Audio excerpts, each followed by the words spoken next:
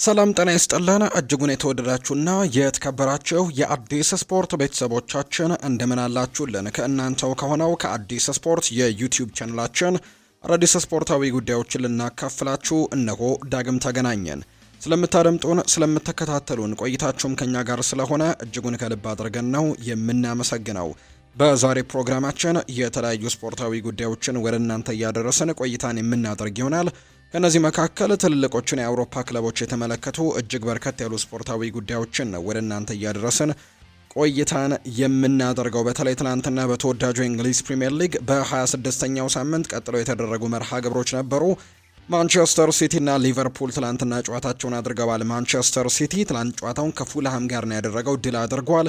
በዚህም ደግሞ ከአርሰናል ጋር ያላቸው የነጥብ ልዩነት 3 ሆኗል። ዛሬ አርሰናል ጨዋታውን ያደርጋል ከብሬንትፈርድ ጋር መልሶ ወደ 6 ነጥብ ከፍ የሚያደርግበት አሊያም ደግሞ ምናልባት ነጥብ የሚጥል ከሆነ በዋንጫ ፉክክሩ ላይ ሌላ ትልቅ ደግሞ ነገሮች ሊፈጠሩ የሚችሉበት መርሃ ግብር ይሆናል ተብሎ ይታሰባል።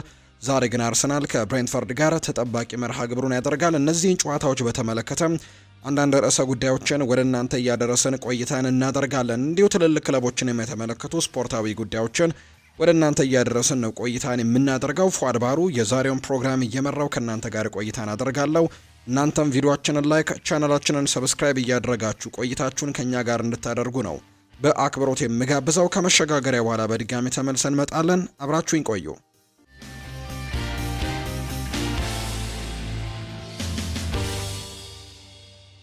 ትላንትና የተደረጉ የጨዋታ ውጤቶችን በማስቀደምን ጀምር። በ26ኛው ሳምንት በተወዳጁ የእንግሊዝ ፕሪምየር ሊግ ትላንትና 5 ያክል መርሃ ግብሮች ናቸው የተደረጉት። እነዚህም ጨዋታዎች አራቱ በተመሳሳይ ሰዓት የተደረጉ መርሃ ግብሮች ናቸው። የመጀመሪያው አስተን ቪላና ብራይተን ኤንድ ሆቭ አልቢዮን ያደረጉት መርሃ ግብር ነው። ባለፉት ጥቂት ሳምንታት የኡናይ ኤምሪ ቡድን አስተን ቪላ በውጤቱ ረገድ እጅግ እየተቸገረ የነበሩባቸው ሳምንታቶች እንደነበሩ እናስታውሳለን።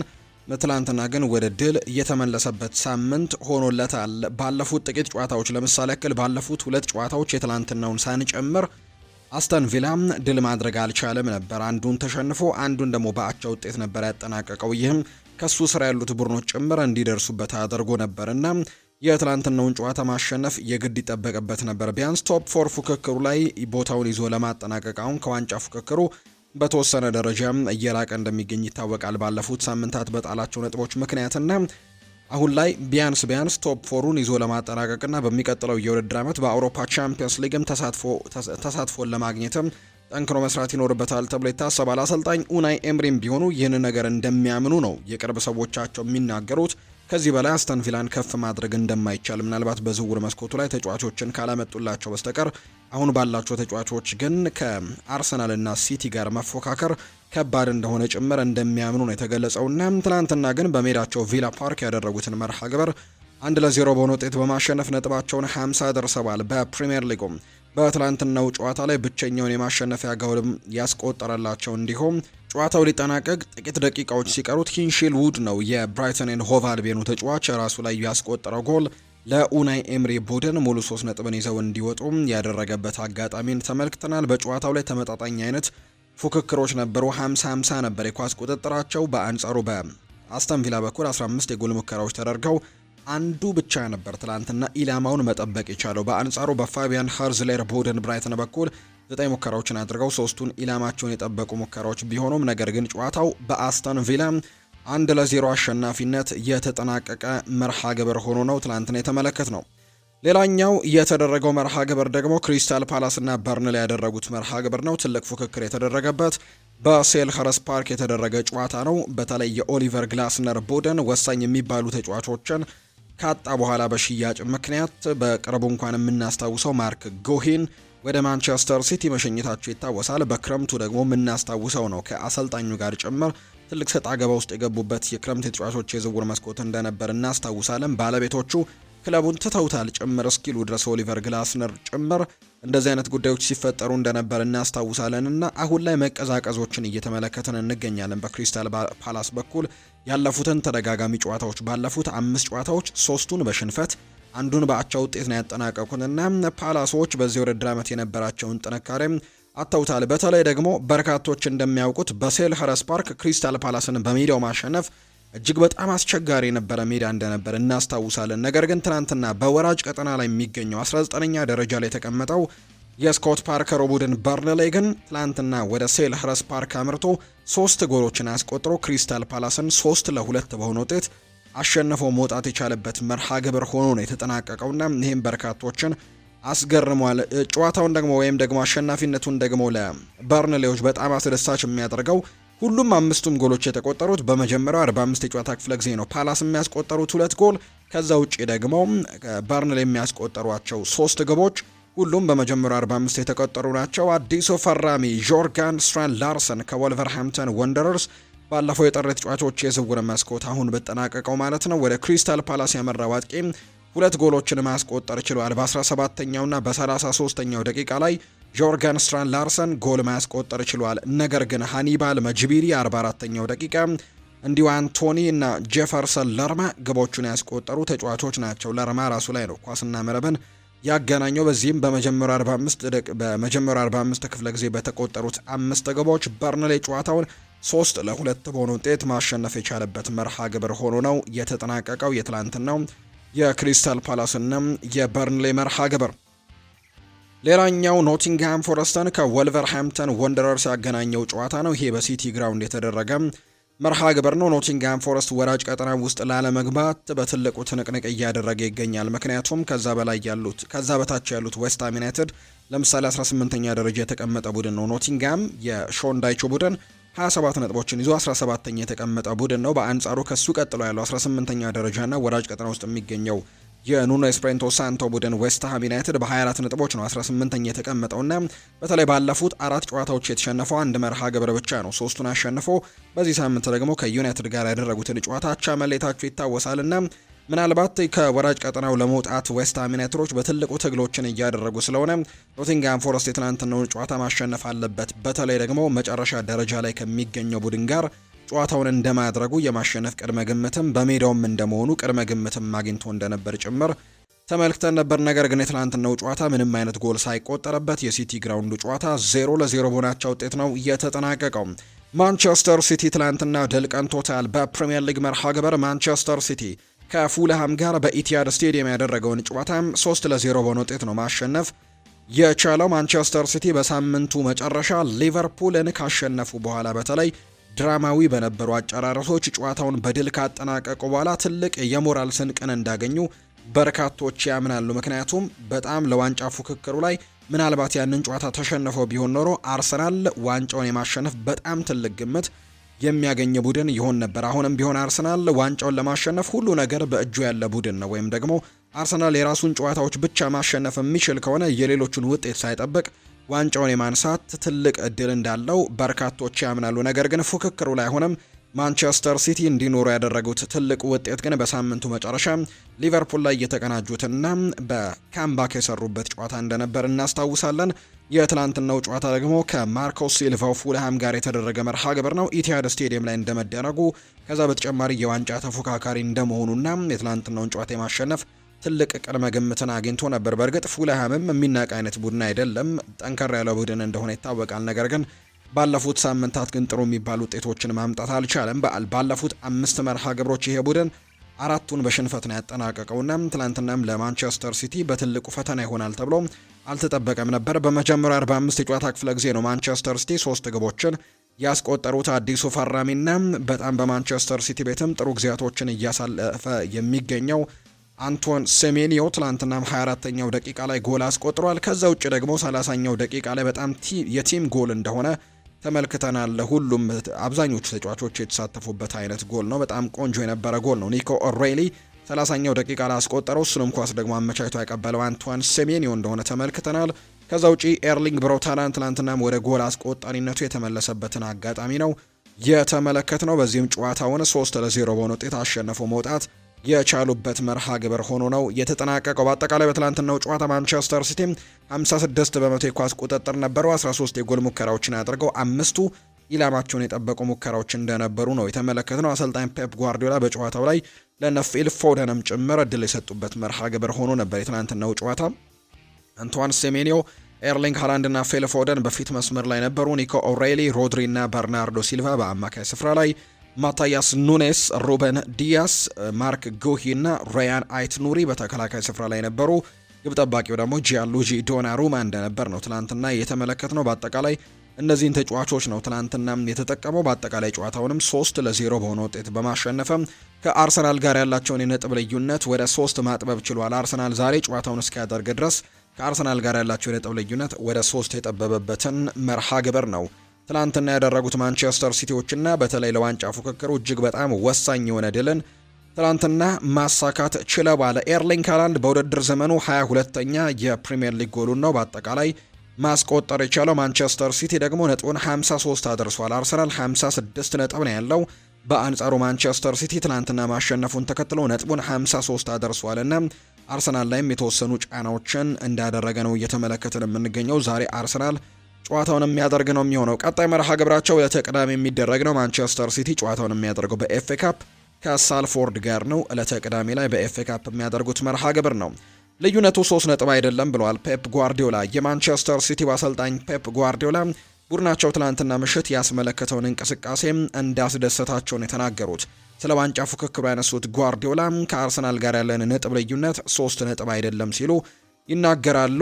ከዛሬው የአርሰናል ጨዋታ በኋላ የነጥብ ልዩነቱ ስንት እንደሚሆን እንመለከታለን ሲሉ ነው ጨምረው የተናገሩት። አሰልጣኝ ፔፕ ጓርዲዮላ አያይዘውም ኤርሊንግ ሃላንድ ተቀይሮ የወጣው መጠነኛ ጉዳት አጋጥሞት መሆኑን ነው የተናገሩት።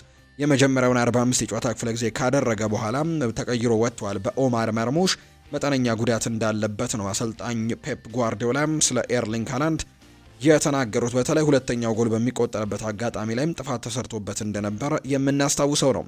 አላማችን አርሰናል ላይ ጫናን መፍጠር ነው ብሏል ኒኮ ኦራይሊ ነው ይህንን ሀሳብ የሰጠው። የማንቸስተር ሲቲው ተጫዋች ኒኮ ኦራይሊ ቡድናቸው ስለ ፕሪሚየር ሊግ ዋንጫ ፉክክር እየተነጋገረ መሆኑን ነው የገለጸው። ቀዳሚ አላማችን በእያንዳንዱ ጨዋታ 3 ነጥብ ማሳካት ነው ያለው ኒኮ ኦራይሊ። የቻልነውን ያክል አርሰናል ላይ ጫናዎችን ማሳደር እንፈልጋለን ብሏል።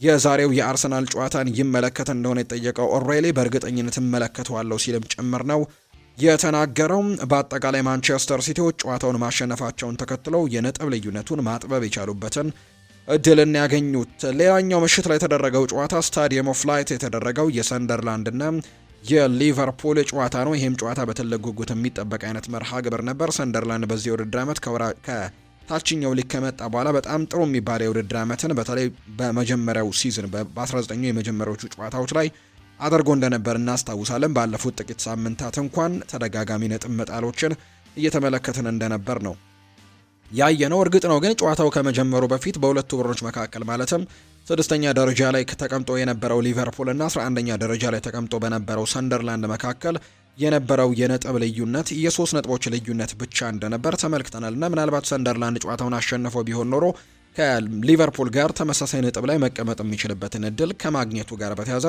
ጠንከር ያለ ፉክክርም እንደሚደረግበት ቀድሞም የተገመተ ነበር። በትላንትናው ጨዋታ ላይ ቨርጂል ቫን ዳይክ 61ኛው ደቂቃ ላይ ባስቆጠረው ብቸኛ ጎል የጨዋታው ልዩነት ፈጥራ ጨዋታውን 1-0 በሆነ ውጤት ነው ማሸነፍ የቻለው ሊቨርፑል። በትላንትናው ጨዋታ ላይ ተደጋጋሚ ሙከራዎችን በእርግጥ ማድረግ ችለዋል። በተለይ በፍሎሪያን ቬርትስ፣ በሁጎ ኤኪቲኬ እና በሞሐመድ ሳላህ አማካኝነት ተደጋጋሚ ሙከራዎችን ማድረግ ችለዋል። አስቆጪ ሙከራዎችንም ያደረጉባቸውን አጋጣሚዎች ተመልክተናል። 23 የጎል ሙከራዎችን ነው በአጠቃላይ ሊቨርፑል በትላንትናው ጨዋታ ላይ ያደረገው። 3ቱ ብቻ ነበሩ ግን ኢላማቸውን የጠበቁላቸው። በአንጻሩ በሰንደርላንድ በኩል 11 ሙከራዎችን አድርገው 2ቱ ኢላማቸውን የጠበቁ ነበሩ። ሊቨርፑል የትላንትናውን ጨዋታ ግን በድል ማጠናቀቅ የቻለበት ውጤት ሆኖ ነው የተመዘገበው። የመርሲሳይዱ ክለብ ሊቨርፑል 1-0 ያሸነፈው። ሰንደርላንድ በዘንድሮው የውድድር ዓመት በሜዳው ለመጀመሪያ ጊዜ ነው ትላንትና ሽንፈት ያስተናገደው። በዚህ የውድድር ዓመት በፕሪሚየር ሊጉ አንድም ጨዋታ በሜዳው ያልተሸነፈው ብቸኛ ቡድን ሰንደርላንድ ነበር እስከ 26ኛው ሳምንት ድረስ። ነገር ግን በትላንትናው በ26ኛው ሳምንት ግን የመጀመሪያ ሽንፈታቸውን በስታዲየም ኦፍ ላይት ዘንድሮ አስመዝግበዋል። እናም ብቸኛው ቡድን ነበር። ስለዚህ አሁን ሁሉም ቡድኖች በሜዳቸው በዚህ የውድድር ዓመት የተሸነፉ ቡድኖች ሆነዋል ማለት ነውና ሰንደርላንድ ጥሩ ግስጋሴን በሜዳው ስታዲየም ኦፍ ላይት አስመልክቶ ነበር። ነገር ግን ትላንትና ለሊቨርፑል እጁን የሰጠበት መርሃ ግብር ሆኖ ተጠናቋል። የአርኔ ስሎት ቡድን እጅግ አጣብቂኝ ውስጥ ገብተው እንደነበር እናስታውሳለን። በተለይ ባለፈው ሳምንት በማንቸስተር ሲቲ መሸነፋቸውን ተከትሎ ለአሰልጣኙም በጣም ከባድ ጊዜ እንደሆነም ሲነገር ነበር። አሰልጣኙም በግልጽ ተናግረዋል። እርግጥ ነው ምክንያቱም እንደዚህ አይነት ሲዝን ገጥሞኝ አያውቅም፣ 2 ተከታታይ ጨዋታዎች እንኳን የተሸነፍኩበት ጊዜን አላስታውስም ከዚህ በፊት ሲሉ ተናግረው ነበርና ዘንድሮ ግን በጣም አስቸጋሪ የውድድር ዓመትን እያሳለፍኩኝ ነው ሲሉ ተናግረው ነበር። ለቶፕ 4 ፉክክሩ አሁን ላይ ከማንቸስተር ዩናይትድ እና ከቼልሲ ጋርም ትልቅ ፉክክር እያደረጉ ነው። 6ኛ ደረጃ ላይ ነው የተቀመጡት። ያላቸው ነጥብ ደግሞ 42 ነው። ከ4ኛ ደረጃ ከተቀመጠው ዩናይትድ በ3 ነጥቦች ዝቅ ብለዋል።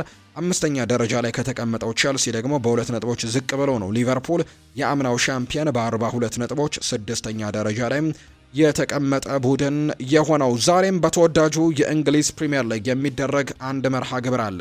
ብሬንትፈርድን ከአርሰናል ጋር የሚያገናኘው ተጠባቂ ጨዋታ ዛሬ ምሽት ልክ ምሽት 5 ሰዓት ሲል ይደረጋል። ይህ ጨዋታ በብሬንትፈርድ ሜዳ የሚደረግ መርሃ ግብር ነው። በጂቴክ ኮሚኒቲ ስቴዲየም የሚደረግ መርሃ ግብር እንደሆነ ተመልክተናል። ጆን ብሩክስ ይህንን ጨዋታ በመሃል ዳኝነት እንደሚመሩት ነው ይፋ የተደረገው። ለአርሰናል በጣም መጥፎ የሚባለው ዜና ካይ ሃቨርትስ ጉዳት እንደገጠመው ሰምተናል። በኋላ ላይ በስፋት እናነሳዋለን። ነገር ግን ተጫዋቹ ጉዳት ገጥሞታልና የዛሬውን ጨዋታ ላይ ማገልገል አይችልም። በዛ ቦታ ላይ እንደሚታወቀው እንዲሁ ማርቲን ኦዴጋርድም ጉዳት እንዳለበት የሚታወቅ ጉዳይ ነውና በዛሬው ጨዋታ የመሰለፍ እድሉ ጠባብ እንደሆነ ይታወቃል። ማርቲን ኦዴጋርድና ምናልባት በዛሬው ጨዋታ ላይ ኤቢሪቼ ኢዜ በዛ ቦታ ላይ እድሎችን ያገኛል ተብሎ ይታሰባል።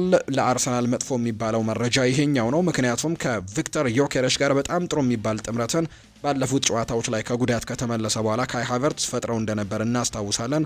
ነገር ግን በጉዳት ምክንያት በዛሬው ጨዋታ ላይ እንደማይኖር ነው የተረጋገጠው። የዛሬውን ጨዋታ የማሸነፍ ቅድመ ግምት ለአርሰናል በትልቁ የተሰጠበት ነው። ካይ ሃቨርትስ፣ ማክስ ዶመን እና ሚኬል ሜሪኖ እንደማይሰለፉ የተረጋገጡ ናቸው። ነገር ግን ኦዴጋርድ፣ ሳካ እና ትሮሳርድም የመሰለፍና ያለመሰለፋቸው ነገር የተረጋገጠ እንዳልሆነ ነው የተገለጸው።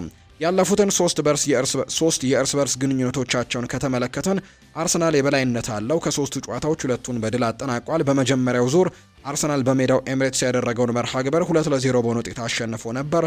ከዛ ውጭ ግን አምና ባደረጓቸው 2 መርሃ ግብሮች አርሰናል አንደኛውን 3-1 ሲያሸንፍ አንዱን ደግሞ ጨዋታ በአቻ ውጤት ነበር ያጠናቀቁትና በነገራችን ላይ ብሬንትፈርድም ይህንን ውጤት አጥብቆ ነው የሚፈልገው። ምክንያቱም የዛሬውን ጨዋታ ማሸነፍ የሚችል ከሆነና ምናልባት ደግሞ ጨዋታውን 2 ጎሎችን አስቆጥሮ ማሸነፍ የሚችል ወይም በ2 ጎል ልዩነት ማሸነፍ የሚችል ከሆነ ነጥቡን 42 አድርሶ ከሊቨርፑል በላይ በግብ ክፍያ በልጦ መቀመጥ የሚችልበት እድል አለው። ምክንያቱም ሊቨርፑል 42 ነጥብ ነው ያለው፣ ብሬንትፈርድ 39 ነጥብ ነው ያለው። የ3 ነጥብ ልዩነት ነው በመካከላቸው የሚገኘው። የጎል ልዩነታቸው ደግሞ ሊቨርፑል በ1 ጎል ከፍ ያለ ነው፣ 6 ንጹህ ጎል አለው። ብሬንትፈርድ 5 ንጹህ ጎል ነው ያለው። ስለዚህ ዛሬ ምናልባት በ2 ጎል ልዩነቶች ማሸነፍ የሚችል ከሆነ ንጹህ ጎላቸውን 7 ማድረስ ይችላሉና ነጥባቸውን ከፍ ካደረጉ ወደ 6ኛ ደረጃን መምጣት ይችላሉ። ነገር ግን እንዳይረሳ የሚገጥሙት በፕሪሚየር ሊጉ በአንደኝነት የተቀመጠውና የዘንድሮን ፕሪሚየር ሊግ ዋንጫ ለማሸነፍም ትልቅ ቅድመ ግምት የተሰጠውን አርሰናልን ነው ዛሬ የሚገጥሙትና አርሰናል ጨዋታውን የማሸነፍ ትልቅ ቅድመ ግምት ያገኘ ቡድን ሆኗል። ይህ ጨዋታ ልክ ምሽት 5 ሰዓት ሲል በጂቴክ ኮሚኒቲ ስቴዲየም የሚደረግ መርሃ ግብር እንደሆነ ነው ዘገባዎቹ እየጠቆሙ የሚገኙ። ዛሬ የሚደረጉ ጨዋታዎችና ትላንትና የተደረጉ ተጠባቂ መርሃ ግብሮችም ደግሞ እነዚህን ነው የሚመስሉት። በአጠቃላይ የተወዳጁ የእንግሊዝ ፕሪምየር ሊግን 25 ጨዋታዎችን ያደረገው አርሰናል ዛሬ አንድ ቀሪ ጨዋታውን ያደርጋል። 56 ነጥቦችን በመሰብሰብ እየመራው ነው። ማንቸስተር ሲቲ ማንቸስተር ሲቲ በ26 ጨዋታዎች 53 ነጥቦችን በመሰብሰብ ሁለተኛ ነው። አስተን ቪላም 26 ጨዋታዎችን አድርገው 50 ነጥቦችን በመሰብሰብ ሶስተኛ ሲቀመጥ፣ ዩናይትድ በ45 ነጥቦች አራተኛ ነው። ቸልሲ በ44 ነጥቦች አምስተኛ፣ ሊቨርፑል በ42 ነጥቦች ስድስተኛ ደረጃ ላይ ተቀምጧል። ትላንትና አሰልጣኙን ያሰናበተው ቶተንሃም ሆትስፐርስ ቁልቁል እየተጓዘ ነው የሚገኘው። በአጠቃላይ ያለፉትን 8 ያክል ጨዋታዎች ማሸነፍ አልቻለም። በፕሪሚየር ሊጉ 29 ነጥቦችን ሰብስቦ ደግሞ 16ኛ ደረጃ ላይ ነው የተቀመጠው። ከወራጅ ቀጠናው በ5 ነጥቦች ብቻ ርቆ ነው አሁን ላይ የተቀመጠውና ከባድ ጊዜን እያሳለፉ ነው። 16ኛ ደረጃ ላይ ናቸው። ዌስትሃም ዩናይትድ በ24 ነጥብ፣ በርንሌ በ18፣ ወልቭስ በ9 ነጥቦች የመጨረሻዎቹን 3 ደረጃዎች ይዘዋል። ትላንትና ጎል ማስቆጠር የቻለው ኤርሊንግ ብራውት ሃላንድ ከፍተኛ ግብ አስቆጣሪነቱን እየመራ ነው የሚገኘው። ትላንትና ጎል ማስቆጠሩን ተከትሎ የጎል ብዛቱን 22 አድርሷል። በዚህም በአንደኝነት ተቀምጧል። ኢጎር ቲያጎ ከብሬንትፈርድ በ17 ግቦች ሁለተኛ ነው። አንቷን ሴሜኒዮ በ13 ግቦች ይከተላል። ዶሚኒክ ካልቨር-ሉዊን ከሊድስ ዩናይትድ፣ ሁጎ ኤኪቲኬ ከሊቨርፑል እና ዣኦ ፔድሮ ከቼልሲ 10 ግቦችን በማስቆጠር ደግሞ ተከታትለው የተቀመጡ ተጫዋቾች እንደሆኑ ነው የተመለከትነው። ይህ በተወዳጁ የእንግሊዝ ፕሪምየር ሊግ የተመዘገቡ ውጤቶች ናቸው። አሁን ደግሞ ክለቦችን የተመለከቱ ስፖርታዊ ጉዳዮችን ወደ እናንተ እናደርስ። ውድ ቤተሰቦቻችን አርሰናልን የተመለከቱ መረጃዎችን በማስቀደም ነው የምንጀምረው። ቀደም ብለን እንዳነሳ ነው ካይ ሃቨርትስ ጉዳት እንደገጠመው ይፋ ተደርጓል። የአርሰናሉ የፊት መስመር ተጫዋች ካይ ሃቨርትስ የጡንቻ ጉዳት እንደገጠመው ነው ዘ አትሌቲክ የተባለው የመረጃ ምንጭ ይፋ ያደረገው። በቅርቡ ከጉዳት ተመልሶ ለአርሰናል በጣም ጥሩ የሚባል ግልጋሎትን እየሰጠ እንደነበር የምናስታውሰው ነው። በጣም ከረጅም ጊዜያቶች ጉዳት በኋላ ነበር ካይ ሃቨርትስ የተመለሰው። ነገር ግን በድጋሚ ጉዳት እንደገጠመው ይፋ ተደርጓል። አሁን ላይ የጡንቻ ጉዳት ነው የገጠመው። በዚህ ምክንያት ካይ ሃቨርትስ ከዛሬው የብሬንትፈርድና የአርሰናል ጨዋታም ውጪ መሆኑ ነው ይፋ የተደረገው። ምናልባት በቀጣዩ የቶትናም ጨዋታ ላይ ለአርሰናል ግልጋሎት ይሰጣል ተብሎ አይጠበቅም። አርሰናል የተጫዋቹን ጉዳት ከባድ አይሆንም የሚል ተስፋ እንዳላቸው ጭምር ነው እየተነገረ የሚገኘው። በዋንጫ ፉክክሩ ላይ ትኩረት ማድረግ አለብን ብለዋል አሰልጣኝ ሚኬል አርቴታ። የአርሰናሉ አሰልጣኝ ሚኬል አርቴታ ቡድናቸው በዋንጫ ፉክክር ውስጥም ትኩረት ማድረግ እንዳለበት ጭምር ነው እየተናገረ የሚገኘው። ስለ ፉክክሩ የተጠየቁት አሰልጣኙ ትኩረት አድርገን መቆየት አለብን ሲሉ ጭምር ነው የተናገሩት። የሊጉ የነጥብ ልዩነት ይቀያየራል ያሉት ሚኬል አርቴታ ይሄ ባለፉት ወራት ተከስቷል፣ ለኛ ደግሞ በጣም የተለመደ ነው፣ ስለዚህም ዝግጁ ሆነን መጠበቅ አለብን ሲልም ነው አርቴታ የሚናገረው። ቡካዮ ሳካ፣ ኦዴጋርድና ትሮሳርድ ወደ ሜዳ መመለስ አለመመለሳቸውን አላረጋገጥኩም ሲልም ጭምር ነው አሰልጣኝ ሚኬል አርቴታ እንዲሁ የተናገረው። ነገር ግን ሙሉ ትኩረታችንን መጠበቅ አለብን፣ የነጥብ ክፍተቱ እስከ ውድድር ዓመቱ መጨረሻ ድረስም መለዋወጡ ማይቀር ነው። እናም ባለፉት 6 ወራት ውስጥ ደግሞ ይህንን በደንብ አይተነዋል። እንደዚህ ባለ ረጅም ውድድር ውስጥም የነገሮችን መለዋወጥ ተፈጥሯዊ ነገሮች ናቸው፣ ለነሱ ተዘጋጅተናል። እናም የሚመጣውን ነገር ደግሞ በልበ ሙሉነትና በጉጉትም እንጠብቀዋለን ሲል ነው አርቴታ የተናገረው። ሌላኛው አርቴታ ጥያቄ የቀረበለት ስለ ቶማስ ፍራንክ ስንብት ነው። የቶትናሙ አሰልጣኝ ቶማስ ፍራንክ ባመጡት ወይም ደግሞ ውጤት በማጣታቸው ምክንያት በቶትናም ሆትስፐርስ ቤት የነበራቸው ቆይታ እንዳበቃ እናስታውሳለን። ትናንትና የስንብት ደብዳቤ ደርሷቸዋል። በዚህም መሰረት ጥያቄ ቀርቦለት ነበር አርቴታ ስለ ቶማስ ፍራንክ ስንብትም አንድ የስራ ባልደረባ ከስራው ሲባረር መስማት በጣም አሳዛኝ ዜና ነው ሲልም ጭምር የተናገረው። 2026 ከገባም በርከት ያሉ የአሰልጣኝ ስንብቶችን ሰምተናል። የቼልሲ ኤንዞ ማሬስካ፣ የማንቸስተር ዩናይትዱ እንዲሁ ደግሞ ሩበን አሞሪም፣ የሪያል ማድሪዱ ሻቪ አሎንዞን ጨምሮ ቶማስ ፍራንክ፣ ሌሎችም የአሰልጣኝ ስንብቶችን በተደጋጋሚ እየሰማን ነው የምንገኘው። አርቴታ ስለ ማክስ ዶመንም እንዲሁ ተናግሯል። ማክስ ዶመን አሁንም ወደ ሜዳ ለመመለስ በጣም ገና ነው ሲል ነው አርቴታ የተናገረው። እሱ በጣም ጥሩ እየሰራ ነው፣ ከአንድ ሳምንት ገደማ በኋላም ከኛ ጋር እንደሚሆን አስባለሁ ሲል ነው የተደመጠው። የማንቸስተር ሲቲና የሊቨርፑልን ጉዳይንም ተጠይቆ ነበር ሚኬል አርቴታ ሲናገር፣ ይሄ በእኛ ቁጥጥር ስር ያልሆነ ነው። እዚያ እንግዲህ የሚሆነው በእጃችን ውስጥ አይደለም። መቆጣጠር የምንችለው እኛ ራሳችን በምናደርገው ነገር ላይ ብቻ ነው። ትኩረታችን ሙሉ ለሙሉ በራሳችን ላይ መሆን አለበት፣ በአሁኑ ጊዜ ላይ መሆን አለበት። በየ3 ቀኑ አንድ ግጥሚያ እንዳለን እናውቃለን እና ምን እንደሚጠብቀን ሙሉ በሙሉ እንረዳለን። በጣም አስፈላጊው ነገር በምናደርገው ነገር መደሰትና በተመሳሳይ አስተሳሰብ ደግሞ መስራታችንን መቀጠል ይሆናል ሲልም ነው አርቴታ የተናገረው። ስለ ሚኬል ሜሪኖ ጉዳትም ተጠይቆ ተናግሯል። ቀዶ ጥገናውን እንዳደረገ የምናስታውሰው ጉዳይ ነው። ሚኬል አርቴታ ሲናገር ቀዶ ጥገናው ስኬታማ ነበር፣ ዶክተሮችን በውጤቱ ሙሉ እርካታቸውን ገልጸውልኛል። አሁን በጣም አስቸጋሪው ክፍልን ይጀምራል፣ እሱም የአጥንት ፈውስ ደረጃ ነው። እናም በተፈጥሮ ረጅም ጊዜ እንደሚወስድም ጠንቀቅ ያውቃለሁ ብሏል። ጉዳዩ እንግዲህ ከፍተኛ ትዕግስትና ለተጠቀሰው የሕክምና ፕሮግራምም ጥብቅ ተገዥነትን የሚጠይቅ ነው። ሚኬል አርቴታም የማገገሚያ ሂደቱንም ለማፋጠንም የሚቻለውን ሁሉ ሚኬል ሜሪኖ እንደሚያደርግ ነው የተናገረው። የምን ያክል ጊዜ ከሜዳ ይርቃል የሚለውን ጉዳይ ስለ ብዙ ነገሮች ማውራት ወይም ደግሞ ስለ ብዙ ማውራት እንዲሁ መነጋገር አንችልም። ብዙ ወራቶችም እንደተገመተ ነው የማውቀው፣ 3 ወይም 4 ወይም 5 ወራትም ጭምር ሊሆን ይችላል። እናም የጊዜ ሰሌዳው በአሁኑ ጊዜ በትክክል መወሰን እንደማይቻል ነው አሰልጣኝ ሚኬል አርቴታ ጨምሮ እንዲሁም የሚናገረው። አርቴታ ይቀጥልና ሙሉ ትኩረታችንን መጠበቅ አለብን፣ የነጥብ ልዩነቱ ከአሁን እስከ ውድድር ዘመኑ መጨረሻ ድረስም ይለወጣል። እናም ባለፉት 6 ወራት ውስጥ ደግሞ ይህንን በደንብ አይተናል ሲልም ነው ስለ ዋንጫ ፉክክሩ የተናገረው። ለኛ እዚህ እንደዚህ ባለ ረጅም ውድድር ውስጥም ተፈጥሯዊ ነገሮች ናቸው፣ ለሱ ተዘጋጅተናል እና ምን እንደሚመጣ ደግሞ በልበ ሙሉነት በጉጉትም እንጠባበቃለን ሲልም ጭምር ነው የተናገረው ሚኬል አርቴታ። ማንቸስተር ዩናይትድን የተመለከቱ መረጃዎችን ደግሞ እናንሳ። የቤንጃሚን ሼስኮ ነገር አያስደንቅም፣ ምክንያቱም እንዲህ አይነት ብቃት እንዳለው ጠንቅቅ ያውቃለሁ ብሏል ማይክል ካሪክ። በግብ ክልል ውስጥና ዙሪያው በጣም አደገኛ ነው። እነዚህን 2 ግቦችም ለሱ በጣም አስፈላጊ ግቦች ናቸው። አንደኛው ነጥብ ሲያስገኝልን፣ ሁለተኛው ደግሞ ጨዋታውን እንድናሸንፍ አድርጎናል። በሱ በጣም ደስተኛ ነኝ ሲል ነው ማይክል ካሪክ የተናገረው። ባለፉት ጥቂት ሳምንታት ላይ የማሸነፊያ ጎልና እንዲሁ ደግሞ ከዌስትሃም ዩናይትድ ጋር በነበረው ጨዋታ ላይ ደግሞ በመጨረሻው ደቂቃ ላይ ጎል አስቆጥሮ ያቻነት ጎል ማስቆጠሩን የምናስታውሰው ነውና በጣም ጥሩ ቆንጆ የሆኑ 2 ጎሎችን አስቆጥሮልናል። እንደዚህ አይነት አቋሞችና ብቃቶች እንዳሉት ደግሞ ጠንቅቀን እናውቃለን ሲል ነው ማይክል ካሪክ ስለ ቤንጃሚን ሼስኮ ሀሳቡን የሰጠው። ሌላኛው ሴኔ ላሜንስ የሚናገር አሁንም ትንሽ ቅር ተሰኝቻለሁ፣ በተለይም በመጀመሪያው አጋማሽ መጫወት በሚገባን መንገድ አልተጫወትንም ብዬ አስባለሁ። ያን ያክል የግብ ዕድሎችን አልፈጠርንም። በኳስ ቁጥጥር ረገድም የበለጠ ንቁ መሆን ነበረብን። በእርግጥ በመጨረሻው ሰዓት ግብ አስቆጥሮ 1 ነጥብ ማግኘት ሁልጊዜም ትንሽ የተሻለ ቢሆንም በአጠቃላይ ስሜቱ ግን ለእኛ አሁንም ቢሆን ትንሽ የሚያሳዝን ነበር፣ ምክንያቱም ጨዋታውን ማሸነፍ ፈልገን ነበር ሲል ነው ሴኔ ላሜንስ የተናገረው። ሴኔ ላሜንስ ስለ ቤንጃሚን ሼስኮም እንዲሁ ሀሳቡን ሰጥቷል። በቋሚነት ተሰልፎም ይሁን ከተቀያሪ ወንበር እየተነሳ ቢጫወት በውድድር ዘመኑ ወጥ የሆነ ብቃትን እያሳየ ነው የሚገኘው። ለእኛ ምን ያክል አስፈላጊ እንደሆነ ያውቃል። እንደዚህኛው እንደ ዌስትሃም አይነት ጨዋታና እንደ ፉላሙ አይነት ጨዋታ ላይ ደግሞ ግብ በፈለግንበት ጊዜ ሁሉ በሱ ላይ መተማመን እንችላለን ሲልም ነው ሴኔ ላሜንስ የሚናገረው። ስራውን በሚገባ እየተወጣ ነው። በቋሚነት መጫወት ሲጀምር ደግሞ ተመሳሳይ ነገር እንደሚያሳየም እርግጠኛ መሆን እችላለሁ። በሁለቱ ሚናዎች ላይ ልትተማመንበት የምትችልበት ሰው ማግኘትም ትልቅ ነገር ነው ሲልም ጭምር ነው የተናገረው ሴኔ ላሜንስ ስለ አጥቂው ቤንጃሚን ሼስኮ ሲናገር። ማይክል ኦውን ስለ ብሩኖ ይናገራል። ብሩኖ ከሚደነቅበት ነገር አንዱ ማንቸስተር ዩናይትድ በሚቸገርበት ጊዜ እንኳን በሱ ብቃቱን ጎልቶ መታየቱ ነው። ይህም በጣም የሚገርም ነገር ነው። አብዛኛውን ጊዜም እንደ ቡድን ሲቸገር ሁሉም ተጫዋች አብሮ መተቸቱ ወይም መቸገሩ የተለመደ ነው። በሚቸገር ቡድን ውስጥ ሆኖ በከፍተኛ ብቃት መጫወት ጠንካራ ስብዕናን ይጠይቃል።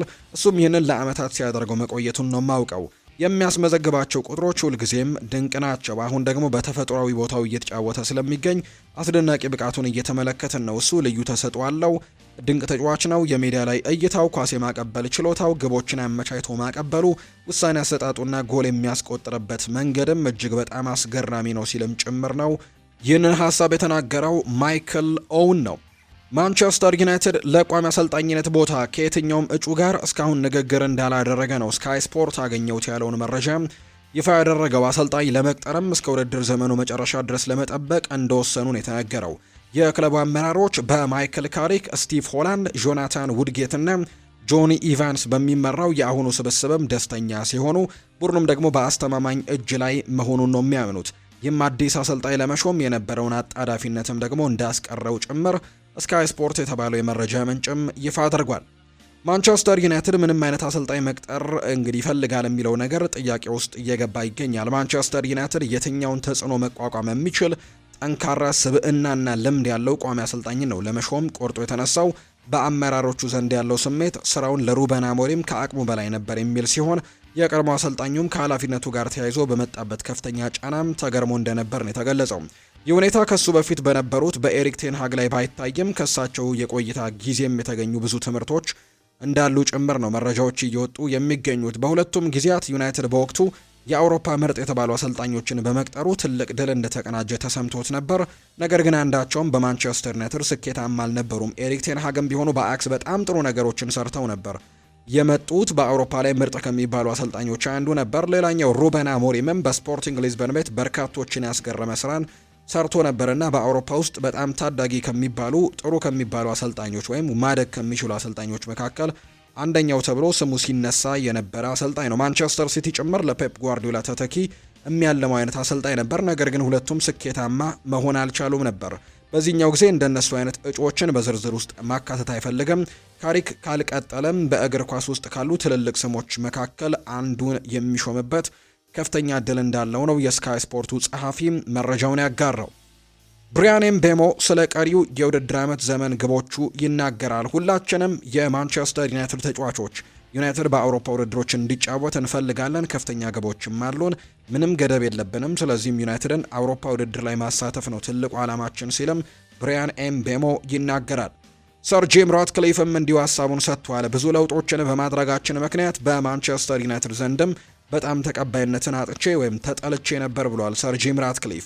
ነገር ግን በኔ እይታ ለውጦች የተደረጉት የተሻለ ውጤትን ለማምጣት ነው ብዬ አስባለሁ። አሁን ላይ ደግሞ እነዚህ ለውጦች ፍሬ ማፍራት እንደጀመሩ የሚያሳዩ አንዳንድ ፍንጮች በክለብ ውስጥ ማየት የጀመረን ይመስለኛል ሲልም ጭምር ነው ሰር ጂም ራትክሊፍ ሀሳባቸውን እያጋሩ የሚገኙት። የሊቨርፑል ጉዳዮችንም እንመልከት። ፍሎሪያን ቨርትስ በፕሪምየር ሊጉ ስለመጫወት ተጠይቆ ምላሹን ሰጥቷል።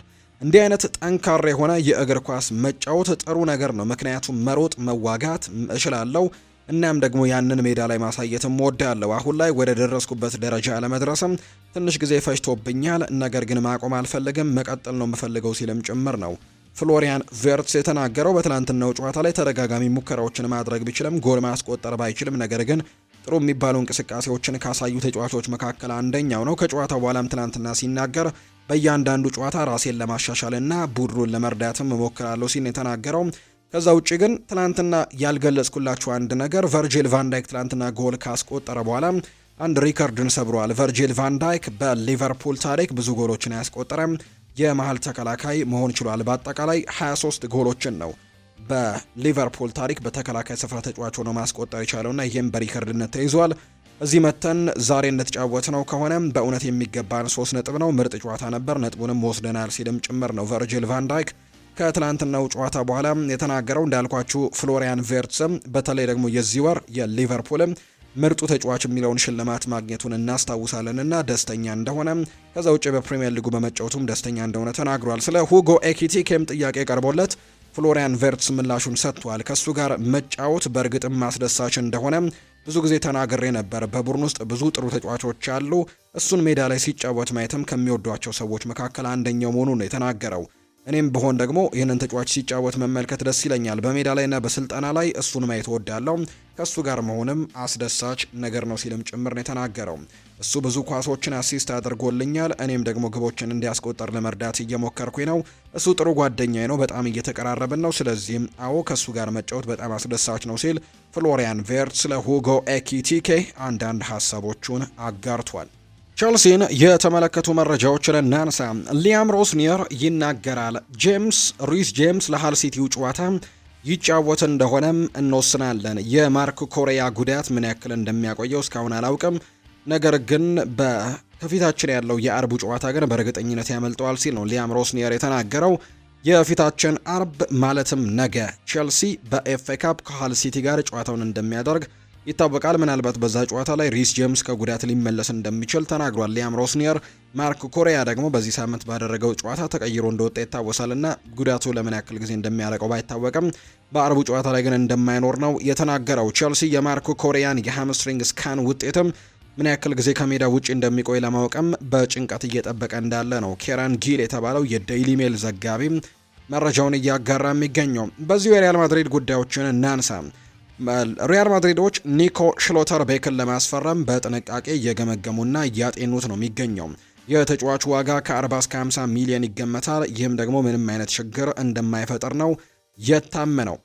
የካስቲያ ወጣት የቀይ መስመር ተከላካይ የሆነው ዴቪድ ሂሚኔስ በሜስታያ ከቫሌንሲያ ጋር በተደረገው ጨዋታ ላይ ባሳየው ብቃት ሁሉንም ከማስገረሙ ባለፈ አርቤሏን ደግሞ አስደንቆታል። በዚህም ይህ የካስቲያው ኮከብ ደግሞ አሁንም በላሊጋው አልተመዘገበም። እናም በሪያል ማድሪድ በቀጣዮቹ ቀናቶችም ተጫዋቹ ወደ ዋናው ቡድን በማሳደግና በላሊጋው በማስመዝገብም ኮንትራቱን እስከ 2027 ለማራዘም እቅድ እንዳለው ነው ዘ አትሌቲክ የተባለው የመረጃ ምንጭ ይፋ ያደረገው።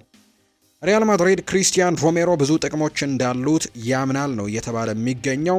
በአካል ጠንካራም እንዲሁ መሆኑ፣ ፈጣንና ቀልጣፋ በመሆኑ፣ ከኳስ በመጫወት ዙሪያም ጥሩ መሆኑ፣ ከሁሉም በላይ ደግሞ በእንግሊዝ ፕሪሚየር ሊግም ጥሩ ልምድ ያካበተ በመሆኑ ጭምርም እንዲሁም ተናግሯል። እንደ ኒኮ ሽሎተርቤክ ወይም ደግሞ ሌሎች በክለቡ የዝውውር ፍላጎት ውስጥ ላይ ካሉ ስሞች ጋር ደግሞ በመሆን የኋላ መስመሩን ለማጠናከርም ተስማሚ ተመራጭ ተብሎ ደግሞ እንደታሰበ ጭምር ነው እየተገለጸ የሚገኘው። አርቫሎ አርቤልዋ በዴቪድ ሂሜኔስ ብቃት በጣም ደስተኛ ነው። ምንም እንኳን አቅሙን ቢያውቅም ወጣቱ የአካዳሚ ተጫዋች ለክለቡ የሰጠው አገልግሎት ከሚጠበቀው በላይ ነበር። ዳቪድ ሂሜኔስ ያሳያቸው አስደናቂ እንቅስቃሴዎችም ወደፊት ከዋናው ቡድን ጋር በተደጋጋሚ እንደሚያስመለክተው ትልቁ ማሳያ እንደሆነ ነው ዲያሪዮ አስ መረጃውን ያጋራው። ኪሊያን ኤምባፔ የሪያል ማድሪድ ልምምድ አምልጦታል ትላንትና። ሆኖም ግን ተጫዋቹ በጂም ውስጥና በአካል ማጠናከሪያዎች ላይ ግን በደንብ ስልጠናን እንዳደረገ ጭምር የሚያሳዩ መረጃዎች ናቸው የወጡት። የሪያል ማድሪድ እንቅስቃሴ አሁን ላይ ወጥነት ያለው ባይሆንም በማሸነፉ እስከቀጠለ ድረስ ግን አሁንም በውድድር ውስጥ ይገኛል ተብሏል። አሁንም ቢሆን ከባርሴሎና ጋር ያለው ነጥብ ልዩነት አንድ ብቻ ነው። እናም ባርሴሎና መጠንቀቅ እንዳለበት ግልጽ ነው። ምክንያቱም ሪያል ማድሪድ አሁንም በጣም ቅርብ እንደሆነ ነው መረጃዎቹ የወጡት። የአሌክሲ ማካሊስተር ወላጅ አባት እንዲህ ሲሉን የተናገሩት ወኪሉም ጭምር እንደሆነ ይታወቃል። ልጁ ወደ ሪያል ማድሪድ ሊያቀና ይችላል ወይ የሚል ጥያቄ ቀርቦላቸው ነበር። ምላሽ ሰጥተዋል። በጣም መጠንቀቅ አለብኝ፣ ምክንያቱም አሁን ማካሊስተር በሊቨርፑል እየተጫወተ ነው። ነገር ግን ወደፊት ተስማሚ ድል ከመጣም የወደፊት ህይወቱን ራሱ ይወስናል ሲሉ ነው የአሌክሲ ማካሊስተር አባት ሀሳባቸውን የሰጡት። ዳቪድ አላባ በደቂቃዎች ማጣት ምክንያት ደስተኛ አይደለም። እናም ይህንን ቅሬታ ደግሞ ለአርቫሎ አርቤሎዋ ገልጾለታል። በዚህ ጊዜ የዳቪድ አላባ ኬዝም ከዳኒ ካርቫሃል ኬዞች ጋርም ተመሳሳይ ነው። ነገር ግን በአሰልጣኙ ላይ ያለው ጫጫታና የሚዲያ ተጽዕኖ አናሳ ነው። ዳቪድ አላባ ኮንትራቱ በጁን ወር ላይ ስለሚጠናቀቅና ውሉን ለማደስም ፍላጎት ባለመታየቱ ደግሞ ክለቡን ለመልቀቅም ነገሮች ቀላል ይሆናሉ ተብሎ ታስቧል። ዳቪድ ከሪያል ማድሪድ ጋር ያለው ስምምነትም በቀሪዎቹ ወራትም ሁኔታው አይሻሻልም። ዳቪድ አላባ ከጉዳት መመለሱ በቡድን ውስጥም ትልቅ ሚናና ጠቀሜታ ይኖረዋል ብሎ ቢያስብም እውነታው ግን እሱ ከሚፈልገው ፍጹም የተለየ ነገር እንደሆነ ነው ማርካ የተናገረው። የብራዚሉ ክለብ ፍላሚንጎ ፕሬዝዳንት የሆኑት ሉዊስ ኤድዋርዶ ባፕቲስታ በአሁኑ ሰዓት ቪኒሲዮስ ጁኒየርን ማግኘት ከባድና የማይቻል እንደሆነ ተናግረዋል። ቪኒሲዮስን መልሶ ለማምጣት ክለቡ አሁንም በቂ ገንዘብም ሆነ አስፈላጊ የሆነ የምልመላ ስልጠና እንደሌለው ነው የተነገረው። ቪኒሲዮስ በማድሪድ ቤት ያለው ኮንትራት እንደተጠናቀቀ ከ2027 በኋላ በሪያል ማድሪድ መቆየት እንደሚፈልግ ነው የተነገረው። ነገር ግን አሁን ያለው ኮንትራት ማራዘሚያ ድርድር የተቋረጠ ሲሆን ወደፊት ምን ሊፈጠር እንደሚችል ገና እንዳልተገለጸ ነው ዘገባዎች እየጠቆሙ እንደሚገኝ ኢኤስፒኤን የተባለው የመረጃ ምንጭ የተናገረው።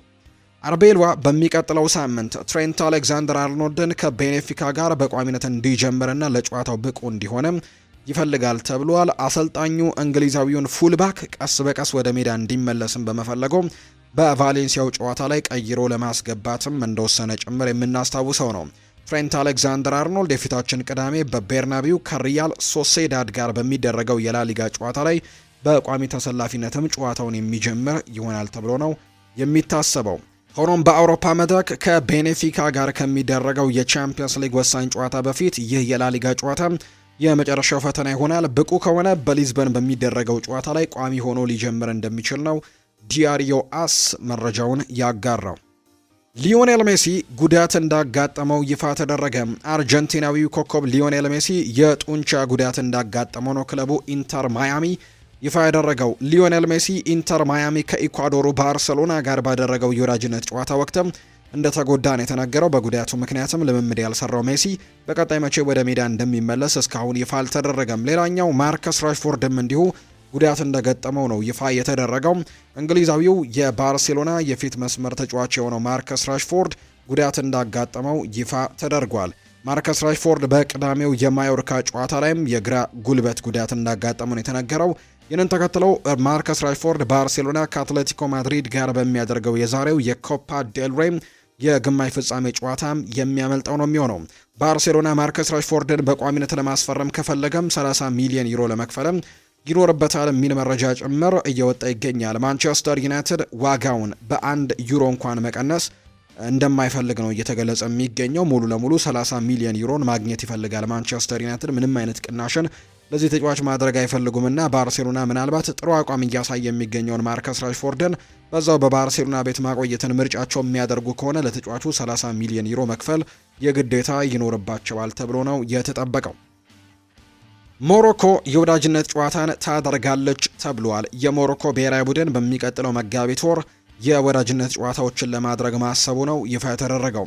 ሞሮኮ በቀጣይ ከኢኳዶር እና ከፓራጓይ ብሔራዊ ቡድን ጋር የወዳጅነት ጨዋታዎችን ታደርጋለች። የመጀመሪያው የወዳጅነት ጨዋታ ከኢኳዶር ጋር በማድሪድ ሜትሮፖሊታን ወይም ደግሞ በአትሌቲኮ ማድሪድ ሜዳ በኤር ዋንዳ ሜትሮፖሊታን ስቴዲየም እንደሚያደርጉ ነው የተነገረው።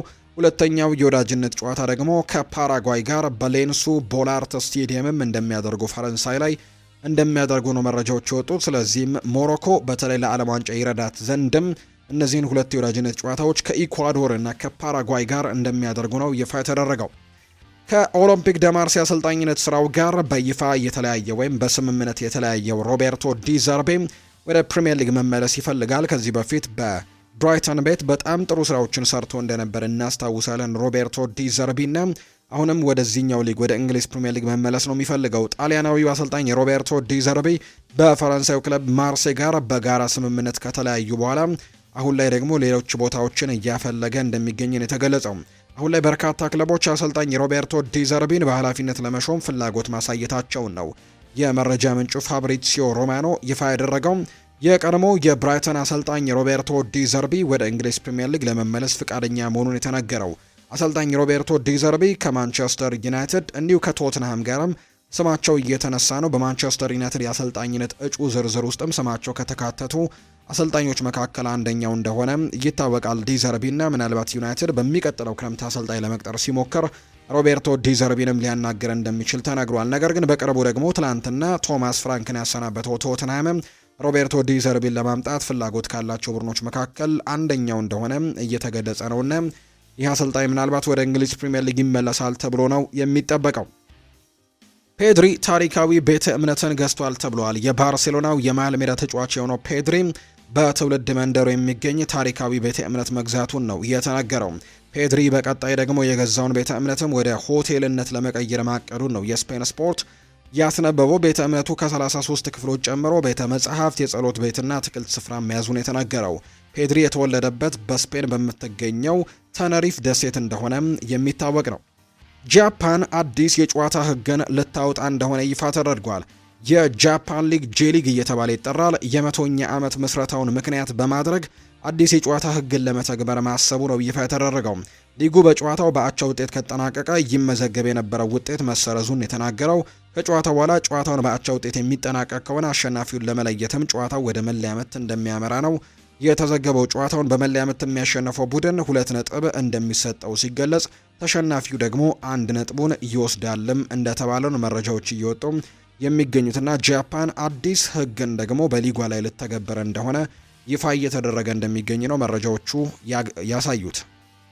የተወደዳችሁና የተከበራችሁ ቤተሰቦቻችን ለዛሬ ያዝንላችሁ አዳዲስ ስፖርታዊ ጉዳዮቻችን እነዚህን ይመስላሉ። ስላደመጣችሁን፣ ስለተከታተላችሁን፣ ቆይታችሁን ከኛ ጋርም ስላደረጋችሁ እጅጉን ከልብ አድርገን ነው የምናመሰግነው።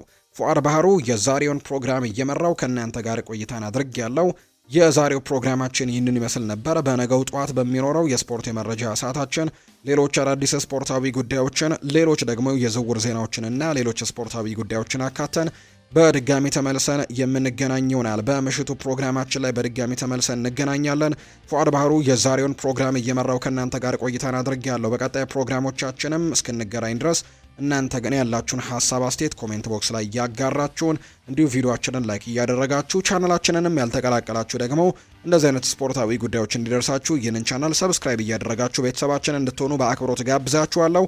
በቀጣይ ፕሮግራሞቻችን በድጋሚ እንገናኛለን። መልካም ጊዜ፣ መልካም ደግሞ ቀን እንዲሆንላችሁ ነው በአክብሮት የምመኘው።